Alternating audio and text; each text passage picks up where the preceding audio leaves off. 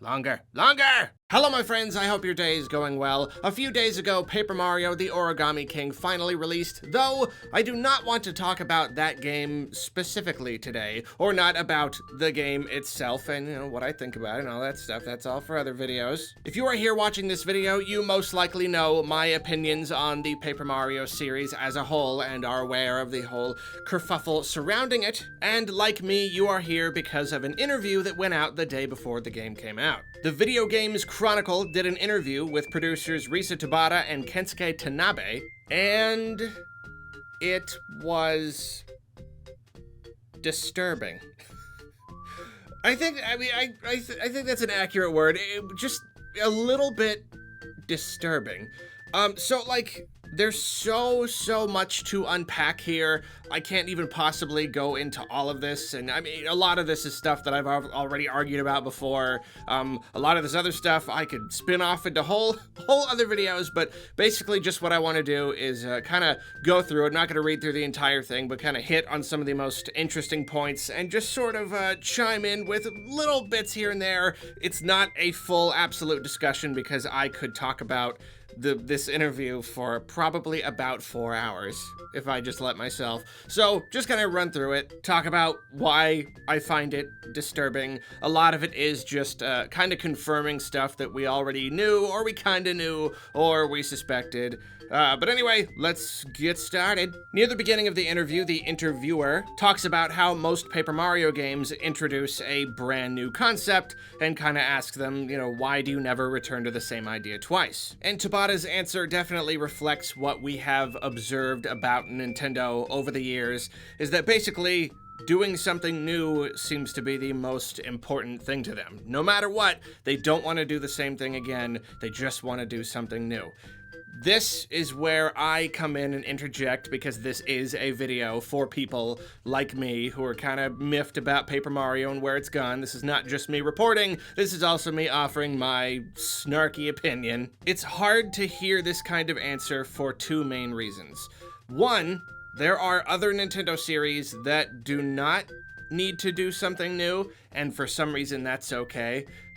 Some of the Mario sports games, just the regular 2D Marios so far. Lots of Mario products, in fact, don't need to do, they could have one extra little something, but that doesn't actually affect the gameplay in any major way. Why are those allowed to just be the same thing again? Or the same thing, but a little better? Because that's what a lot of us want with Paper Mario. We don't want the same exact game a billion times, but yeah. So that's a little bit frustrating. And the second reason it's frustrating is that it is possible, this is an objective fact, it is possible to have something new, to introduce a new mechanic while not getting rid of all of the old mechanics, especially ones that everybody enjoyed. I've said this before, imagine a Paper Mario 3, a follow-up to Thousand Year Door, but you have paint, and you can paint stuff, and it has all the same combat, and all the same story, and characters, and RPG elements, and everything, but it also has this brand new paint mechanic. That would be cool.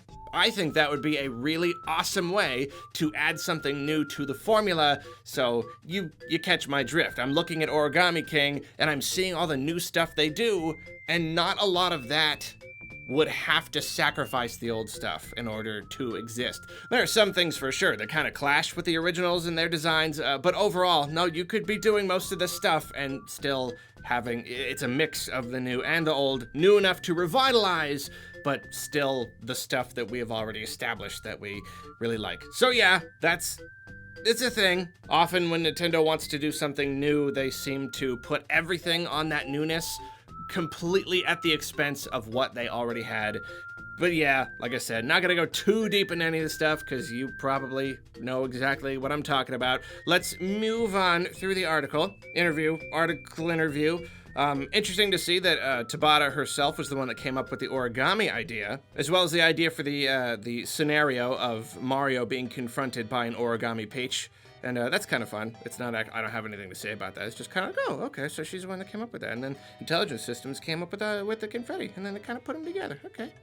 I like to see the behind the scenes stuff, even when I'm not snarking about it. So here's where things really start to take a turn. Like pretty much each Each successive chunk of this interview just gets more and more dire.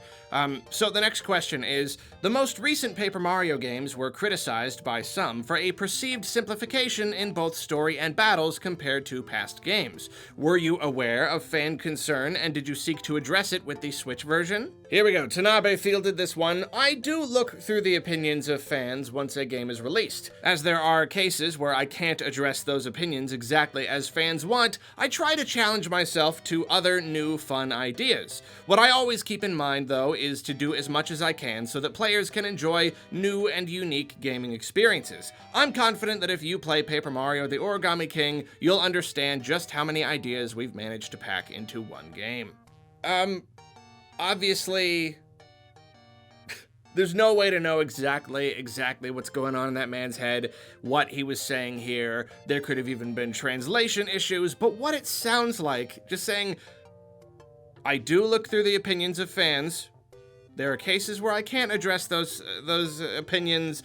I try to do fun, new ideas. It just does sound like, yeah, I hear you guys. I really don't care, though. I'm just gonna do something new instead of trying to address some of the stuff, which isn't exactly fair to say, because obviously Color Splash and then Origami King have seemed to be sort of addressing certain elements of the games based on fan feedback, maybe, but they're taking these little tiny tiny steps. But it is just like, I don't know, it was almost easier to imagine that he just never looked on the internet at all. Like, it was definitely frustrating in its own way, but to know that he sees these crazy backlash, and it's just kind of like, yeah, I don't know, I'm gonna do something new instead, though. That is frustrating, but the frustration, is only the beginning. The next question is it difficult to find a balance that pleases all Paper Mario fans, particularly hardcore players who want more RPG elements such as experience points versus more casual players looking for an approachable experience? I'm gonna read some highlighted bits here. I'm not gonna read the entire answer, but some of them. Tanabe answers again. First, Nintendo's philosophy on game creation is that we don't ignore casual players in creating our games. This is also true for games such as those in the Metroid Prime series, games that at first glance look like they are only aimed at core players. With that in mind, what we've done in the Paper Mario series is to put a lot of work, particularly into the puzzle-solving elements of the games, so that they can be enjoyed by core users. This is an adventure game after all, so it wouldn't be right if the battles didn't also have some kind of puzzle-solving element. However, I do think it's difficult to satisfy certain fans with the adventure game direction if they think of Paper Mario games as simply being RPGs. I hope that everyone will play this game with an open mind. So much to address there. I know Nintendo likes accessibility, but it is difficult to see that you've got a series that so many people love, and they're just like, no, casuals are what we're going for. We want to make sure that casual players enjoy this game when casual players can enjoy a purely core experience. That's a really big discussion. You just have to attract them in other ways and create easier modes and things to help them come in. You don't have to make the game casualized. Again, that's a whole thing. It's weird that he would say they're doing that with Metroid Prime games. Maybe they're doing something like that with Prime 4, but they certainly didn't seem like they did that with the original trilogy. Those just seem to be core games. There's nothing about them that seems very casual friendly. You know what I mean? Then you see him saying that putting a puzzle element on the enemy encounters, that to him is a core experience. That to him is not a casualization. He thinks that that is addressing the wants of the core players, and that it's simply like, oh, well, the ability to use your coins to make it easier. That's the casual thing, and that's what's weird, is like, that's actually how you appeal to the casual audience. You take a game that you built for core players, and you add in elements for the casual players to make it, easier, more accessible, or whatever. And he thinks he's doing that, but he's not. But from my opinion, he's not, because he's casualizing so much more of the game, and even just turning battles into the puzzle thing. Well, like, that's what the original games had, is they didn't need puzzles baked into the battle. That's what strategy is. That's what strategy naturally is it makes an encounter naturally feel like a sort of puzzle instead of forcing it to be like a puzzle. So I don't know, him saying that the core versus the casual, it's a little weird, and the need to insert the casualization into it when he doesn't exactly know what that means, in my opinion. Our ideas of that don't quite line up. And then that last part is very frustrating, because this is something that has been coming up a lot in just discussions on the game, in comment sections, Twitter, everybody. People get really hung up on the RPG thing. We do want the games to be RPGs, but not for the sake of being an RPG. You know, like, it's not disappointing that there's no XP simply because that's semantics. I just want my Paper Mario to be an RPG, and to be an RPG, it has to have XP. That's not the point. The point of XP is to give you some sort of progression system and to incentivize battle. That's always been the single biggest issue, and the fear, the worry with Paper Mario is there a reason to battle? If there's no reason to battle, then you don't want to battle, and it just gets in the way. It does have the coin system, and the jury's still out on that one, as far as I'm concerned, whether or not it ends up being a good incentive, but that's why. And so, seeing him say this at the end here, I think it's difficult to satisfy certain fans with the adventure game direction if they think of Paper Mario games as simply being RPGs. And that's the whole new versus old thing again. You can have your cake and eat it too.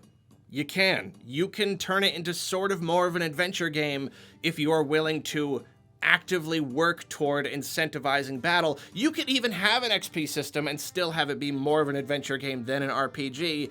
That's what's weird. And then, like, it's a turn-based game, which makes it seem like an RPG. Why are you making your game look and feel like an RPG when you keep saying that it's more of an adventure game?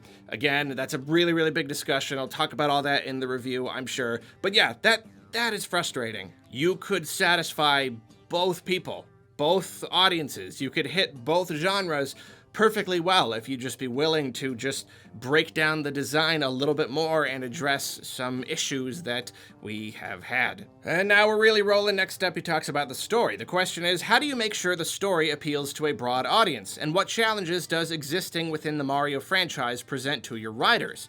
Tanabe says, in Super Paper Mario, the elaborate story led the game away from the Mario universe, so since Paper Mario Sticker Star, I've refrained from using stories that are too complicated. We can see that there was that whole thing where Nintendo had the Club Nintendo surveys, and less than 1% of the people who took the survey said they liked the story in Super Paper Mario, which is just wrong, and there has to be just a number of wrong things with that thing, the demographics of the people, whatever. That's a whole thing. So they got this idea that Super Paper Mario was bad because it had an elaborate story. It does have an elaborate story. I can definitely understand the idea that they would want to not go that far in that direction. It is very, very different for a Mario game. I can get where they're coming from, wanting to kind of pull in the reins a little bit, but then we saw with Sticker Star what happened there. They just overcompensated and axed it entirely. There was no story.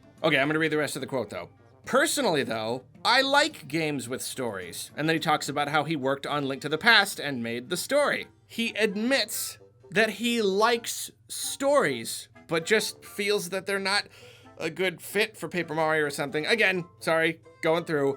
To go back to Paper Mario, in Paper Mario Color Splash, I avoided having a complicated story so as not to veer too far away from the Mario universe, and instead aimed for a game with more memorable events. To create even more memorable experiences for players, in Paper Mario the Origami King, we've established some characters other than the partner character who will also journey with players through the game. In particular, I think that Bobby has turned out to be just as memorable a character as Olivia. So, again, I see where he's coming from, and I can't even say that's necessarily a bad thing when you're looking at Mario and everything more objectively. Like, I can get behind that. The thing where it doesn't need to have a super deep, complex story. I like a more complex story, but I can see how it is more marketable to have something where instead of story that happens outside of the player's grasp with all these different characters, it makes sense to have the story just what's happening to you. Like you, the player, and the characters around you moving through the game and the events that happen, that is the story. And simply having characters talking and events happening, That's a story, and it's told more actively, and I get that. I can completely see that. It's just frustrating that, even considering that, why was Sticker Star the way that it was, and then even from Sticker Star, we've seen the story aspect improving each time. It's like, why did you have to... It's like you threw the baby out with the bathwater in that one. Why didn't you just take that philosophy but still try to craft good individual experiences and have characters? It's like he just remembered that, oh, having more characters makes a more interesting story, even if not a deep and complex one. So yet again, another frustration. Why did it take 3 games to kind of get to this point? Color Splash was certainly, like, it was on its way there. It was along the same lines of a lot of funny and memorable, stuff, and there were more characters. It just, Origami King takes it just that little bit further. And here it is, folks. This is the big one. This is the final quote I will be pulling from this interview, and it opens up a lot of conversations, I'll just say that. So, the question is, Mario is famous for its iconic cast of villains. Can you talk about the new villain in this game and how you design a character to stand alongside all-time greats like Bowser and Kamek? Oh, and the answer. Tanabe gives the answer. And this, oh boy, this is a big one. Okay. Since Paper Mario Sticker Star, it's no longer possible to modify Mario characters or to create original characters that touch on the Mario universe. That means if we aren't using Mario characters for bosses, we need to create original characters with designs that don't involve the Mario universe at all, like we've done with Ollie and the stationary bosses. And that is a bummer.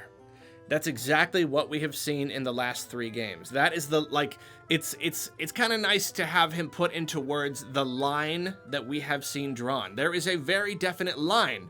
It's that they can't alter Mario stuff anymore. They can take a Toad and put him in a costume.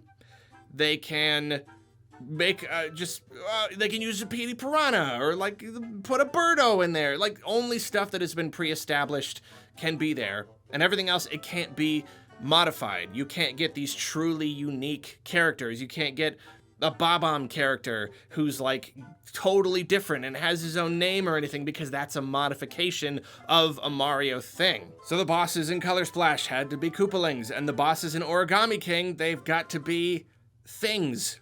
Stationary, tape, colored pencils. And then like you have Ollie and Olivia, and there are some other more unique bosses in Origami King, but they're all origami, and that almost like gives them the permission to kind of sidestep that line where it's like, well, it's still technically not something new. It's kind of new, but it's an origami version of a thing. You know what I'm saying? It's okay to have a tree that talks because there are already trees in Mario. It's okay to have any number of simple little Bowser minions as long as you don't alter them too much, but a regular original character of a new kind of race, like in the first few Paper Mario games, is not allowed, and seeing that limitation is baffling. This is another thing where, why is it different for different series? Why? That's the biggest thing here. Mario Odyssey. Why is that game allowed to have brand new characters? Why is it allowed to have new races and all sorts of interesting, weird new environments and races that we've never seen before? Because that's mainline Mario. That is 3D Mario. That is not a spin-off. If anything, mainline Mario should be the plain one, and the spin-offs should be able to do whatever they want because they're spin-offs. You're getting way fewer of the casual and way more of the core players going after them. And obviously, just creatively, having this kind of limitation is just absurd. Looking at the gaming climate and what people want from their games, we see it again and again and again. They want creativity, they want originality, they like characters, they like lore, they like all of that stuff. But like, why? Like, at what point do you just make the cutoff? Like, no, it has to be the classic Mario games. Why? Like, where did you arbitrarily cut it off? The place where you could, like, no, it has to be from before this game. Like, why? No ideas after that game are valid. Is it because they're not baked enough into our nostalgic psyche or something? It's just absurd. It is an absurd limitation, and you can see that limitation. You can see the game bumping its head against that line again and again and again, trying its hardest to come up with something original that doesn't cross the line. Why is that line there? It's only hurting the series. And then here's the thing. We've been hating on Tanabe a whole lot. I mean, I try not to actually hate. It does seem that he's the lead producer guy of the last few games, and, you know, it's hard not to take the things that he says and get a little bit upset. But, like, here's the thing. Some time back, we all thought it was Miyamoto's fault, because we know that Miyamoto went in, they were making Paper Mario on the 3DS, and he said, this looks too much like the GameCube one, you shouldn't use any new Mario stuff at all. He made that suggestion, so we all assumed it was his fault that the series went where it did. But then later, we kind of came to our senses, like, okay, it sounds like he made that suggestion, but it doesn't necessarily mean that it was like a rule, and he was sticking to it. It seems like Tanabe has himself been taking it in this direction. But now, look what he says. He doesn't say, I don't want to modify Mario characters. He says, since Sticker Star, it is no longer possible.